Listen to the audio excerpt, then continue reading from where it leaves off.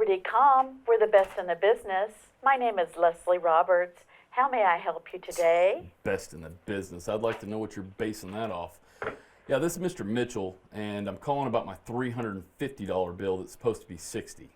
Well, good morning, Mr. Mitchell. Again, this is Leslie Roberts. How can I help you with that bill? Well, let me say again, a bill that's supposed to be $60 was going to be $350. So what I need from you is obviously a much smaller bill.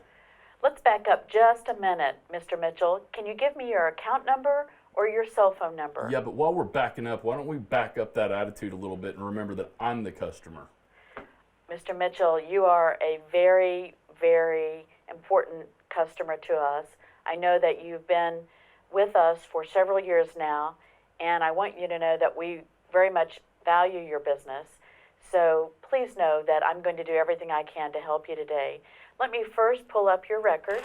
So your phone number or your account number is? 972-555-2626. Great, it'll take just a minute. My computer's running a little bit slow today. Yeah, that's again your problem, not mine. I'm here to help you with your problem. So I've got your bill up. So tell me one step at a time what your concerns are. Well, my concern is first step would be 350.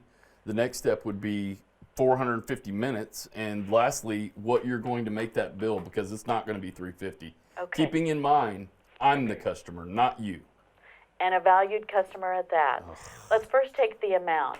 It looks like, based on the breakdown of the bill, that the amount is based on certain number of minutes used for your cell phone. I think you have data, voice, text, and it looks like the largest part of your bill is due to internet usage.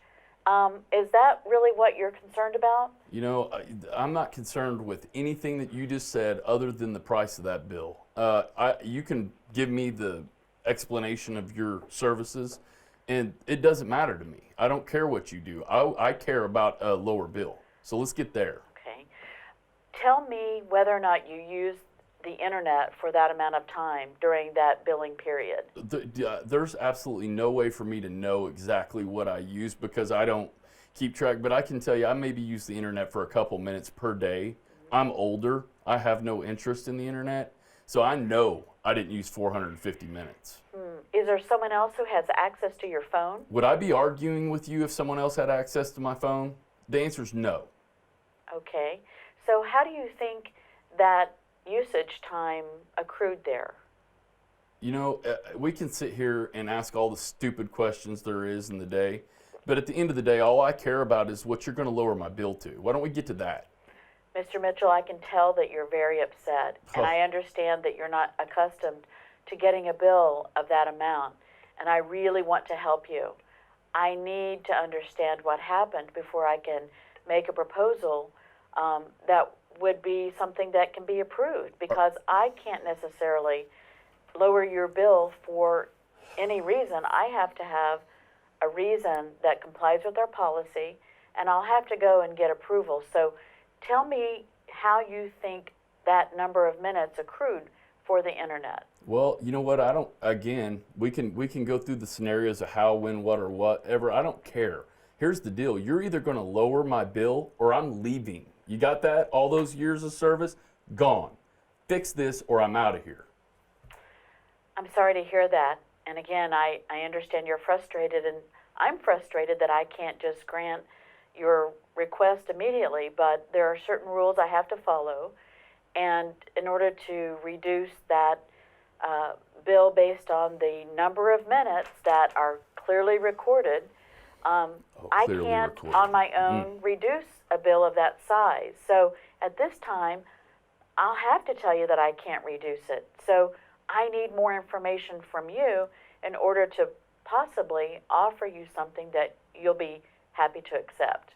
Well, you know, telling me no first off is ridiculous because I've been in customer service before, and that doesn't exist when you're dealing with a customer. So let's start back and just say that you can discount this, and let's just go from there and keep in mind that I know what your job is. I've done it before. So that you probably understand I can't just reduce your bill. If you could get a reduction, what amount did you have in mind? $60. well, that would be a substantial reduction in your bill. I think that's very unlikely. So unless there is a good reason, like your phone was run over and the internet was still on and it didn't get turned off for some period of time, I'm not going to be able to do that. You know, that's the second time you said no, and I make a strict rule when I'm talking to an idiot that I only allow them to say it once. So, do you have a non-idiot I could speak to? Mr. Mitchell, I'm doing my best to deliver the quality service that I am trained to offer. I don't think you need to call me names. I don't appreciate it. I haven't called you names, and I'll ask you to stop doing that. If you call that name calling, then keep talking because I got some doozies coming your way if you don't get me somebody else to talk to. You'd like someone else to talk to? What gave that away? Who would you like to talk to? A non-idiot, but preferably your supervisor.